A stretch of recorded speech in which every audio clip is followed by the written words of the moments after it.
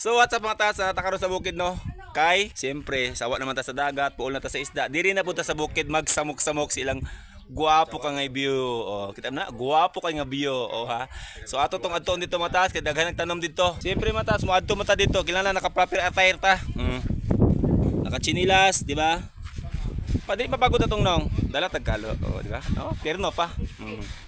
Kay basi mangitom ta na. Bagay di man ta problema itom kay bukid naman ni. Tara ato ta. Kita mo na oh. Mga talong matas bot pila ka punuan ni. Pila ni ka punuan nong? 12,000. Wow. 12,000. Imagine ni mo na. Kaluyan ni pon mga tats, maharbis niya ni. Oh. Samok-samok na punta diri. So ato tong mga tats.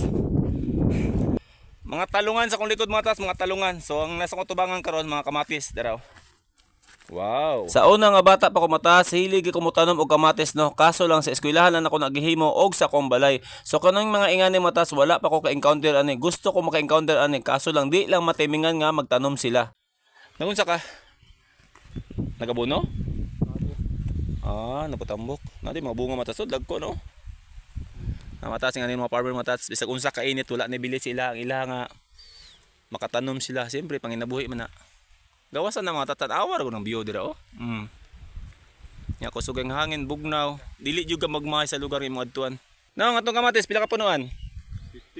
15,000 kapunuan. Ako po siyang gipungutan na mataas kung pila po yung kapital ani no o iyang starting ang iyang nagasto ani tanan-tanan. Ingon niya 80,000. Dala na tanan libor diha, manglimpyo sa sagbot, abono, tanan-tanan na mataas 80,000 ang iyang nagasto. Ako pong gipungutan na mataas pila pod ka bulan bago ta mo harvest para ibaligya na nato. So ang tubag niya 3 ka bulan. So sa sulod sa 3 ka bulan mataas mao na to yung magasto no og isa pa mataas kung kaluy-an daw nga mahal-mahal ang ilang baligya or mahal ang kamatis, dako jud lag halinon. So moabot jud daw sa mga 500 to 600 og swertehon 1M pa daw. Sa ilahang pag-harvest matats dili lang kay kaisa no kun dili ka upat jud ka bisis. So makita man yo gani matats kung pila ka punuan di ba 15 mil. So ubay-ubay jud matats pila ka karton kay mahimo ana no. Gikan diri matats padung po dito sa babaw dito kay lapad-lapad ning iriha ni. Na. Oh, mura pud ka nang. Pero sa tinud tats, ang akong giadto diri sa Yuti ra jud dabong. Awam tay nakitaan. So ako na lang gilaag ng mga farmer nato. Ha? Napakoy tour guide, no? Fake na. Oh. To shout out to na matas. Tanaw lang view na mo diha. Kung sa kagwapo. Tatski nakalaag sa isa ka farm nga kamatisan, talungan. Kung sa'yo makita din daghan. Dito. Ay, isa-isa na. Ang atong ginhawaan lang hindi makaya ang atong utong. Napakoy mga tour guide. Fake na matats oh. Oh. Muna yung tour guide na to matats. Pondo magma-harvest nila ni, masuroy ko dire.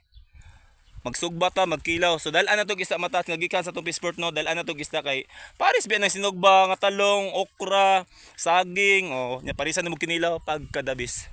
Unya, mo na sa to. Kay plano ko mo tanom dire pohon. Og kaloy ana sa tong Facebook matas, mo tanom ta dire. Mo lagi pod 100 man pud ang kapital. Kano sa pata makagunit ana matat so hanggang ano na lang ta pangarap. Pero malay mo, kaloy anda to sa Facebook, di ba? Ihatag nimita sa to ang mga viewers na to diya nga gipa-viral ato mga video, mga alam mo na, ingana man na. So muna sa to matats.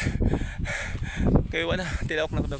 So dagan sa salamat sa nagtanaw diya og ilihog na lang pud share. Si Tatski naabot sa isa ka farm ha, nga kamatisan, talungan.